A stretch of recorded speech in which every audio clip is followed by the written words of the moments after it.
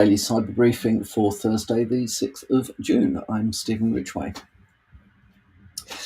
Quick update on the NHS attack from earlier this week. It looks like it is the Qilin, Qilin, Russian cybercrime gang, sometimes known as, they've got another name, haven't they? Agenda, I think, if I remember rightly. Not a particularly targeted group, generally just part of the create disruption and be lawless squad that, Putin's policies of turning a blind eye to stuff that disrupts the West. So I think there isn't anything much more that has been learned from that at the moment. They normally start these attacks with a phishing scam, which leads on to ransomware, and they often trade in slightly unusual cryptocurrencies. So and demand quite large ransoms. That's all that's known at the moment, but it looks like it is most likely the NHS disruption is a byproduct of the attack. Can't be certain about that. They might have specifically targeted an NHS supplier, but given what this particular group has been seen to do in the past, they're kind of a bit of a shotgun approach to what they can get away with. Cisco has patched the WebEx bugs that became known about following the exposure of German government meetings. Very good. German government runs WebEx on internal servers, I believe, rather than using a cloud solution. As we all know, as we've seen over the last year or so, German ideas of cybersecurity are they range from being very good right the way through to it's just all overrun by spies. So yeah, good question. Anyway, if you are using WebEx, there are patches now out we would recommend that you applied if you're in the same position that they're in.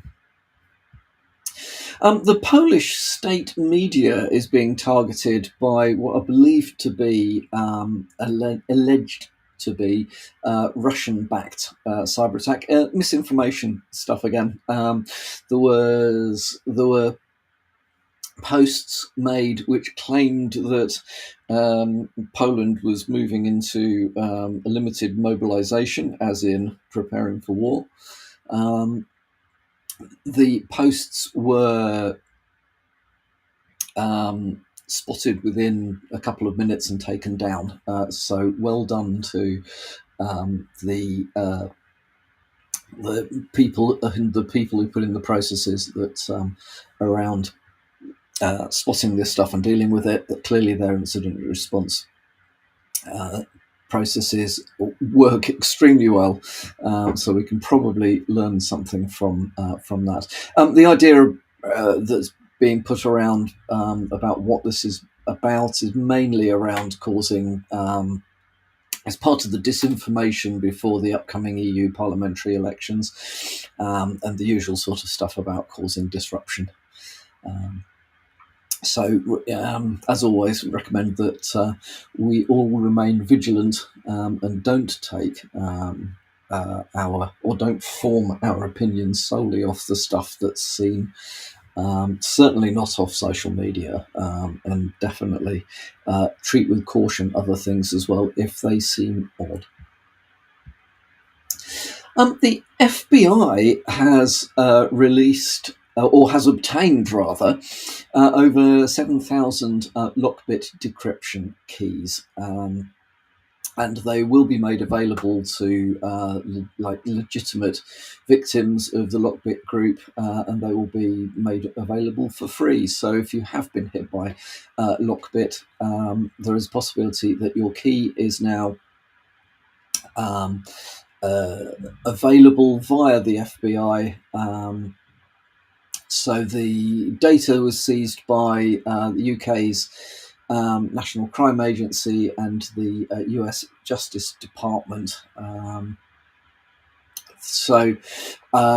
Yeah, kind of good stuff there. Lockbit Group have been prolific over the last few years, but at least there have been some successes in this space. So yeah, if you've been hit, have a look, see whether you may be able to get some help getting your data back. And then finally, from me, excuse me, slightly worrying article from Bleeping Computer. Worrying for people that use hotels.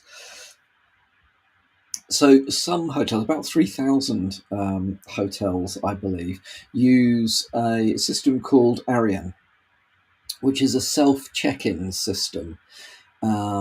Used, in thousands of hotels worldwide, and basically it enables you to check in, pay for your room in an automated way. Very useful for the sorts of hotels that don't have 24/7 manned reception.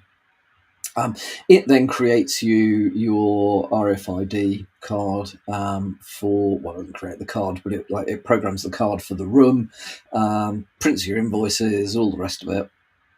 Away you go. Well, it has been shown that by typing a single quote into the fields will basically crash the application. You then get to a Windows prompt saying,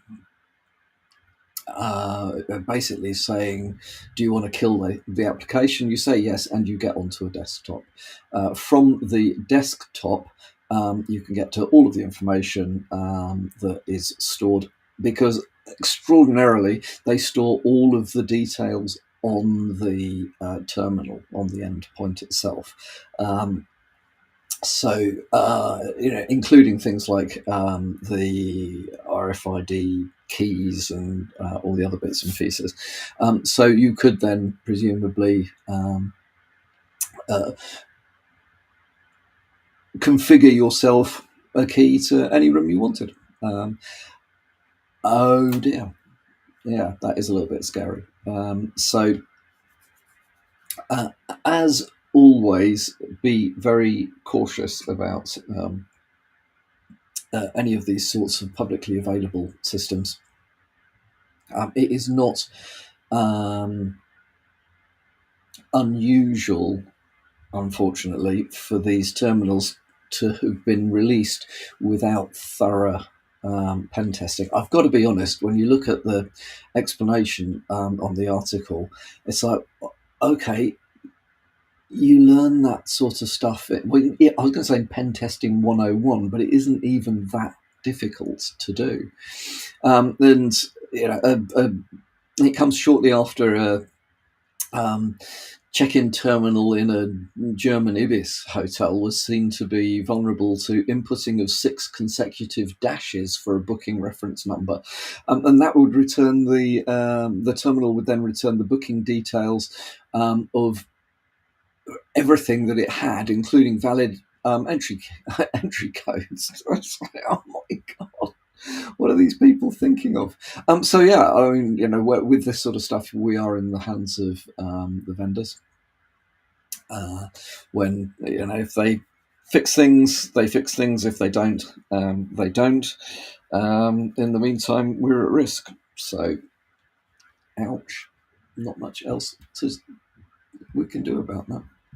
Right, that's enough from me for today. Hope you have a good Thursday, and I'll